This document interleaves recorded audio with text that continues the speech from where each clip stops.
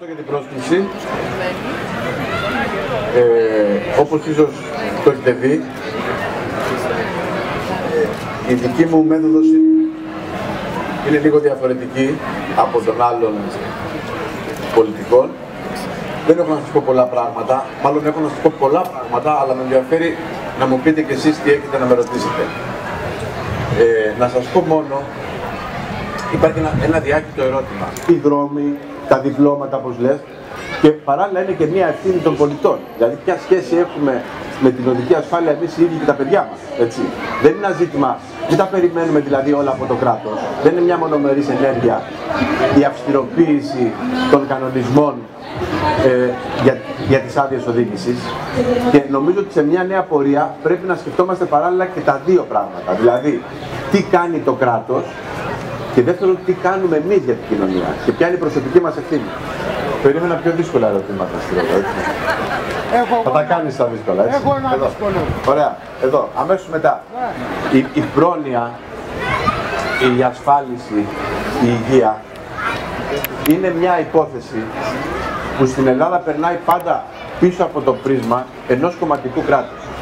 Δηλαδή, πρώτα υπηρετούμε το κομματικό συμφέρον και μετά υπηρετούμε το δημόσιο συμφέρον.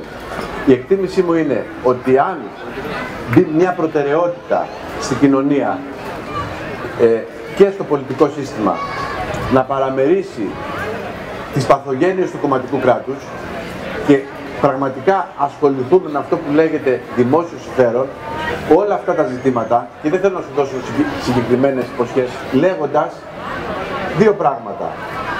Πρώτον, ότι η Ελλάδα δεν μπορεί να μεταβάλλεται και με ευθύνη και των Γερμανών και των Γάλλων εκείνη την περίοδο, ενώ τους Ευρωπαίους, γιατί υπάρχει και ευθύνη των Αμερικανών, να μεταβάλλεται ως η χώρα αστακός της Ευρωπαϊκής Ένωσης, η πρώτη χώρα στην Ευρωπαϊκή Ένωση στις πολεμικές δαπάνες, που το μόνο που κάνανε είναι να αυξήσουν το χρέος τους, όταν η Ευρωπαϊκή Ένωση υποτίθεται εξασφάλιζε την προστασία των ελληνικών συνόρων. Ήμουν λοιπόν πολύ ξεκάθαρος και θεωρώ ότι ήταν απαράδεκτο ότι οι πολεμικές δαπάνες, και το ξέρετε, δεν ήταν ποτέ έργο μόνο, απόφαση μόνο μιας κυβέρνησης, έτσι. Στους προϋπολογισμούς όλα τα κόμματα συμφωνούσαν, είχαμε πει σε μια παράνοια, όλα τα κόμματα συμφωνούσαν ότι θέλουμε παραπάνω